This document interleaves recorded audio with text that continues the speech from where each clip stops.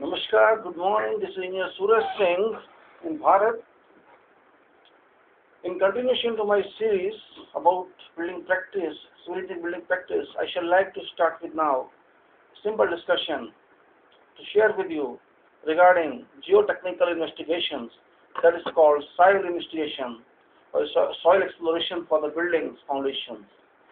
This is very vast subject actually, though it's not exclusively a part of civil engineering, but a geotechnical engineering and basic knowledge a civil engineer should have must be known to civil engineers. He should know what soil engineering and what are the direct or indirect effects. The reports are given by the geotechnical engineers who are generally soil engineering qualified and postgraduates or doctors in soil engineering. So generally what happens that for the purpose of doing soil engineering job, the basic requirements are that what is the purpose of the study, means we have to know for what we are going to make a study, for what we are going to explore for the building, What is the purpose? It is for a simple building, it's for a major building, it's for a vast area, it's for a refinery work, it's for a oil project, or it's for something else, it's for road. And then we have to know the scope of the work. What the scope of the work soil engineer has to do. The scope of work is to be defined by the client or by the consultant or by the owner. So what they want to propose on that area involving the soil investigation. Then it should be the project description, what the project is. A brief description must be given to allow the soil engineer to know what is planned. Site description, what kind of site is. It is to be defined about the site, preliminary study of the site, from the historical records or from in preliminary studies, whatever is feasible should be defined accordingly in the report. For that we need information. Then prevailing conditions, where the project is situated. Prevailing conditions is regarding weather, atmosphere, environment. What are the conditions? What is the temperature? What is the humidity? What is the rainfall? How much rainfall a year? Earthquake situation. What is the question of earthquake? These are general conditions. Wind direction and various others. Minimum, maximum temperatures. Then we should know general geology of the area. Geology. To just know without even exploring, we can ask the people or we can search from the records about the stratification of the area. That is a part of applied geology. Stratification means in various strata when we excavate, various strata, what type of soil or rock is available. That is to be known from this consideration. Then is field exploration and testing. The most important is, after knowing all those, what the field exploration answers.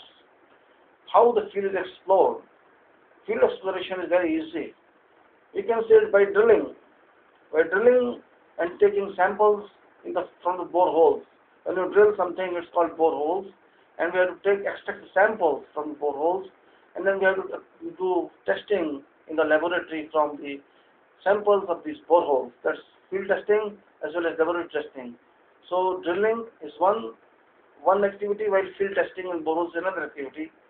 Similarly, from the trial pits, we have to excavate trial pits for testing purpose, and we have to take out samples from the trial pits. Then we have to do field testing on those samples. We have to see the bearing capacity, settlement, etc. And we have to do field density test also. What's the weight of soil per cubic meter it is. Also, soil and electrical resistivity testing is done. How much current is resisted by the soil. Then field soil thermal resistivity testing. Field soil thermal resistivity testing is done, and this thermal resistivity testing informs about the resistance of soil to heat flow. Thermal means heat. These are general laboratory tests. Then there is laboratory tests and codes. There are many laboratory tests which we'll take up later on, and codes are also involved. Then you have the surface and subsurface conditions. What is the ground material? What is the material, physical, mechanical and thermal form, thermal properties? Then we have to consider materials, chemical properties.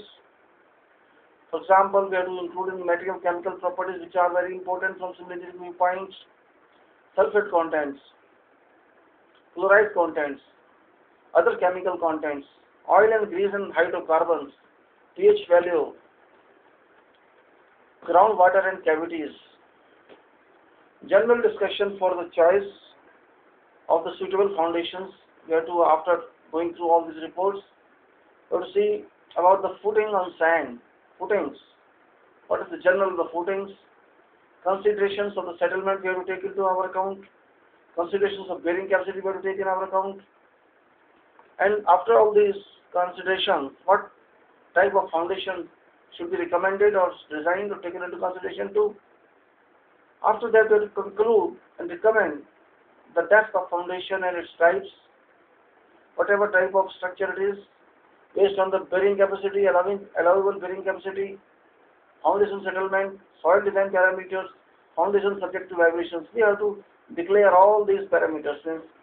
It's all from our reports. We are testing, we must get the reports, and based on all those tests, these parameters will be decided.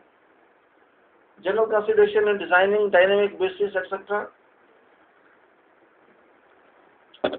Then subgrade evaluation and payment considerations. Then we have to see what are the objectives of those, methods of analysis of those, subgrade properties are what are those, recommended types of payments, what are those, general consideration, what are those. Well, this is also a very separate chapter for a big project.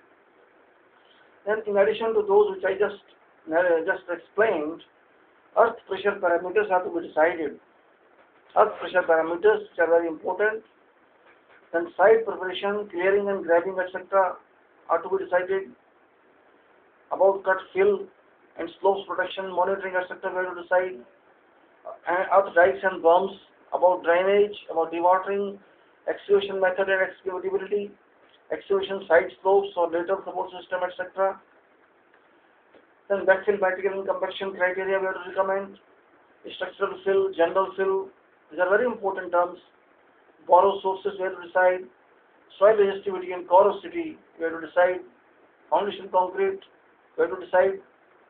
Tectonics of this region, what are the tectonism, what are tomography you can say, earthquake, tomography science applies there, and ground shaking and free field ground acceleration, liquefaction also to be determined, densification to be determined, coalesce potential to be determined, swelling and shrinkage potential to be determined, inspection during foundation excavation to be conducted, how to be recommended, means what way. Then we have to see major faults, seismicity, earthquake, average values of maximum acceleration in rocks. Then we have to prepare various tables. Then we have to see existing ground level, we have to see coordinates, we have to see UTM coordinates, we have to see depth for all boreholes, we have to record all this. Existing ground level, then we have to see for proposed foundations, levels, types, bearing gaps, bearing pressures, compression waves, representative compression waves, shear wave velocity, CBR, modified proctor, earth pressure, soil parameters, soil corrosivity, resistivity. These are all we have to consider while taking up the project of soil exploration, soil investigation. These are very important. Now we'll just brief out something on that. For example, purpose of study says what the project is and what are the real requirements. That's the purpose of study. It doesn't mean that for every project we have to do all these factors, all these considerations, all these points that I explained. Depending on the purpose of the project, depending on the target, we have to decide what should be taken into our consideration, as it takes time as well as cost is affected. We have to see the budget. The scope of work is very important. What the scope is 10-story building, is 20-story building, is 1-story building, is 2-story building. or it's very ordinary building, it's road, it's a big plant, that is the scope. What is the requirement? But suppose it's a very small building, even a pit can work, a test pit can work, or it's a big area, even 2 or 3 boreholes can work for the purpose of soil investigation. That is what is required. For that, we have to see the site, we have to see the services there, we have to collect the information from the particular area. For example, we have to collect information about public services, we have to see the site plan, and what is the land use maps.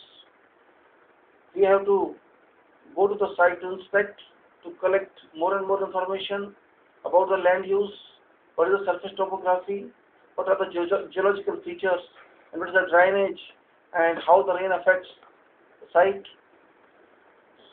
And we have to then decide about the number of boreholes or in-situ testing, disturbed or undisturbed samples, quantities, and how many trial pits are required. That is to be decided based on that inspection or by the whatever is instructed by the engineer or the owner. Then we have to see field density tests, we have to carry out those, and also electrical resistivity tests are to be decided with varying spacings.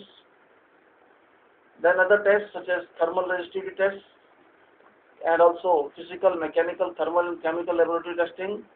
So let us now just point out the name what tests are to be done for soil sample. Let us say particle soil analysis, particle size analysis, material passing number 200 sieve, moisture content, Atterberg limit, modified factor, California bearing ratio, lab thermal resistivity, permeability, chemical analysis including determination of chloride content, sulfate content, pH, calcium, carbonate and magnesium, oil and grease and petroleum hydrocarbons. This is in soil sample. Now particle size analysis, it gives a broad picture of the contents of the soil particles, what percentage of each particle it is having. What is the percentage of material passing number 200 sieve? We have to decide a gradation of the soil. That's the purpose of this sample testing. And we have to see moisture content, how much water is there in the soil, and what are the Atterberg limits that I will explain. This is about liquid limit, liquidity index, plasticity index, like that. Modified factor density test you have to check, California bearing ratio, and thermal resistivity, permeability. How much water can pass through the soil, that is called permeability. And then chemical analysis as chloride contents, sulfate contents, pH, calcium carbonate and magnesium, as I told before. In groundwater, the tests are of different natures. Chemical analysis including determination of chloride content, sulfate content, pH and magnesium, oil and grease and petroleum hydrocarbons. Well, oil and grease and petroleum hydrocarbons are meant for very big projects. Well, for building, these may not be required. Performing engineering analysis of field and laboratory findings, developing conclusions and recommendations for design construction. This is the main purpose of tank. We have to describe the project, what the project is, what the function is. We have to describe the site. We have to describe so many things. Weather conditions, yes, that's also very important. Where the site is situated, we have to describe. It's hot arid climate or it's cold climate.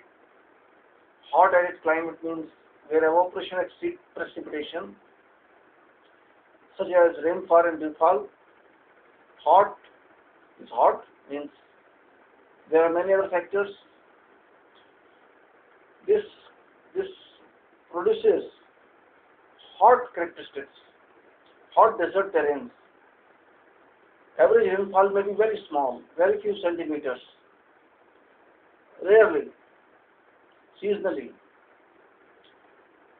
But shade temperatures are very high, frequently high in excess of 40 degrees maybe, and humidity could reach up to 90%, 95%, even 100% near coasts, near seashores. These are to be checked. These are to be recorded, and consideration is based on these prevailing conditions. What is the maximum height of the wind, day temperature, night temperature, humidity, day humidity, is strong persistent winds, unfavorable climate imposes adverse conditions on the concrete structures, such as high temperatures and high seasonal changes, very dangerous, high humidity and high change in relative humidity, strong dust-laden winds, sand-laden winds, night condensation, self-laden dust, wind-borne, higher solar radiations. These are all very adverse conditions. General geology of the area, that is also very contributing factors. You have to see what is the history of the area. That can tell a lot. And stratification of the area.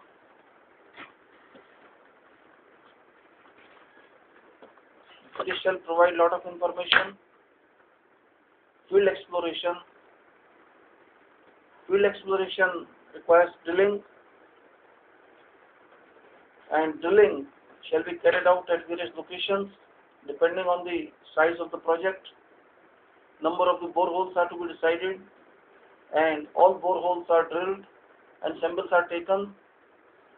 Samples shall be taken like as this sketch tells, like this. Samples will be taken and kept in the laboratory for the purpose of investigation. This is very important. This is an example I am giving how it can be. You can see these are kept in the racks, and this can be very useful. After that,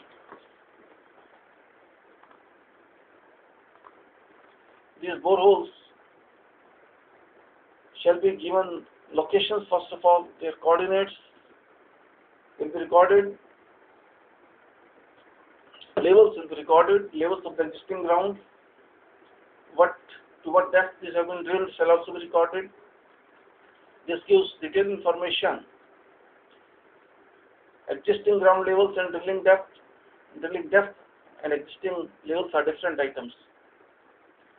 This shall be definitely recorded. This borehole sampling shall be taken out as I showed to you in the picture. Disturbed split spoon samples shall be obtained from the boreholes. Disturbed samples using a split barrel tube sampler shall be obtained where SPT was performed in the soil. SPT means the standard penetration test. Undisturbed rock samples may be possible, may not be possible. Depends on the nature of the soil. These samples recovered shall be examined, described and classified, identified and coded, and shall be taken to the laboratory after and placed in waterproof plastic bags for the purpose of testing. That is very important. Now, field testing in boreholes. The standard penetration test (SPT) has to be performed for all boreholes at different depths to obtain approximate consistencies and relative densities of the ground material. This shall be performed according to BS 1377, Part 9, 1990, Amendment 8264/95, Determination of Penetration Resistance using Split Barrel Sampler (SPT). And these have to be shown on the logs form at different depths.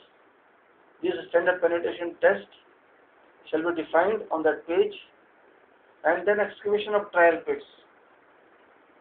Now, during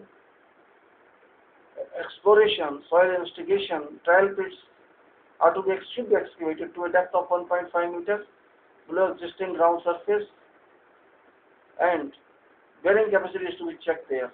You have to see the bearing capacity in those areas, and these are to be recorded. Location is to be recorded, easting, northing, or whatever coordinates are there. Levels are to be recorded, existing ground level, and excavation to what depth we have to go to 1.5 meters, or we are going to more than that, 2 meters, 3 meters. And these samples are to be taken from the trial pits for the purpose of so many studies. These representative samples, bulk samples, shall be obtained at every change of strata from each trial pit throughout the excavated depth. These samples shall be placed in waterproof plastic bags, labeled and taken to the laboratory for further examination and testing. These tests have to be performed on the selected samples, namely natural moisture content, grain size analysis, percentage fines passing sieve number 200, Heidelberg limits, moisture density, relationship modified, CBR, thermal resistivity and chemical tests. And this will be reported to on the report. Field density shall also be taken in the trial pits. Field density tests will be conducted. Soil electrical resistivity tests have to be conducted at site at selected boreholes and trial pits locations. Each set of readings at different spacings between electrodes 0.75 meters, 1.5 meters, 2.25 meters, 3 meters and 4.5 meters in two directions perpendicular to each other should be conducted. The test should be conducted according to ASTM G5795A, standard method for field measurement of soil resistivity using the Venner 4 electrode methods, portable Megger DET 5 of the 4D, digital earth testers, and the presentation should be made. The soil thermal resistivity depends on the temperature difference in time interval. Then laboratory testing, that is major factor, major considerations in the soil reporting, that should be where to determine physical, mechanical, thermal and chemical properties of ground materials. Laboratory tests have to be performed on selected samples from boreholes, trial pits and from existing surface. Laboratory tests may be moisture content according to ASTM D221698, laboratory determination of water moisture, content of soil and rock, grain size analysis according to ASTM D42263 (98), particle size analysis of soil, minus number 200, sieve and according to ASTM D114000, amount of materials in soil finer than number 200, that is 75 micron, sieve, Heidelberg's limit of soil according to ASTM D4318, liquid limits, plastic limits and plastic index of soils, modified Proctor according to ASTM D1557, laboratory compaction characteristics of soil using modified effort. This is 56,000 feet per foot cube of 2,700 kilonewton m per meter cube for moisture density relation, California bearing ratio CBR according to ASTM D 1883-99 CBR, California bearing ratio of laboratory compacted soil, lab permeability according to ASTM D 2434-94 permeability of granular soil, constant head, soil thermal resistivity according to IEE standard 442-1981, IEEE guide for soil thermal resistivity measurements, water soluble sulfate content of soil according to BS 1377 parts 1990, amendment 9028-96, determination of sulfate content of soil, clause 5.3 and 5.5, water soluble chloride content of soil according to BS 1377 part 3 1990, determination of chloride contents, calcium carbonate content of soil according to BS 1377 part 3 1990, determination of the carbonate content, clause 6.3, magnesium of soil according to ASTM D511 93-98, calcium and magnesium of soil, oil and grease and petroleum hydrocarbons in soil according to APHA 20th Addition, pH value according to PS 1377 Part 3, 1990, Test 9, determination of pH value. Classification of soils for engineering purposes according to ASTM D2487-98. Classification of soils for engineering purposes. Description of soils according to ASTM D2488-93. Description and identification of soils. Visual manual procedures. BS 5930-1999. Code of practice for site investigation.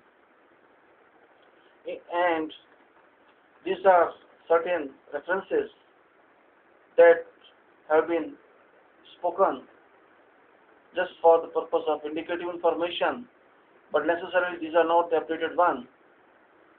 For the purpose of current confirmation, we have to contact to the updated codes, updated provisions.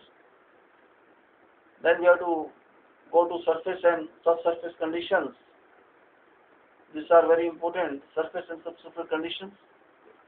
About the ground materials,